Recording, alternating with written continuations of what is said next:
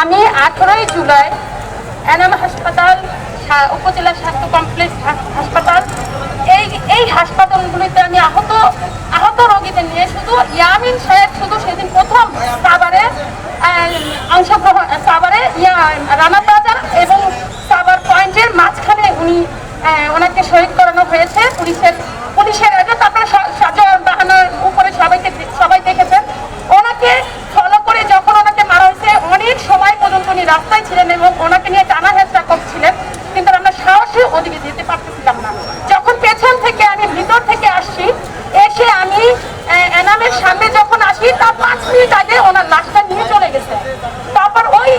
ওই বিকেল থেকে নিয়ে দুপুর থেকে নিয়ে একবারে রাত 12টা পর্যন্ত এনাম হাসপাতালে এবং উপজেলা স্বাস্থ্য কমপ্লেক্স হাসপাতালে আমি মেয়ে হয়ে বিভিন্ন ছেলেদের আমি স্প্রিন্টারে করে চেপে বের করেছি গেল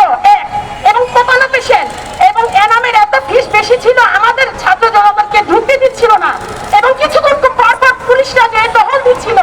এবং এনামের কর্তৃপক্ষ যারা ভালো তারা তো ভালোই, কয়েকজন সবাইকে খারাপ বলা যাবে না, নাহলে তো সারাতে আমার বাংলাদেশে সবাই আমরা বাংলাদেশটাই হচ্ছে কি বলে কবরস্থানটা হয়ে যেত আমাদের এই ছাত্র জনতার কারণে। যাই হোক, এখন কথা হচ্ছে আমি ওখানে কাজ করেছি, ওখানে ফুটেজ আছে, উপজেলা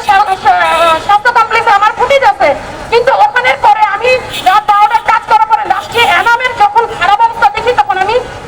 এক ধরনের পালিয়ে ওখান থেকে বের হয়ে যাই, না হলে আমাকে ধরে ওরা মারবে। আমি গেলাম সেটা আমি লাস্টে মেন কথায় চলে যাচ্ছি। 4ই আগস্ট আমি যখন 10 নম্বর ছিলাম, 10 নম্বর পয়েন্টে আমি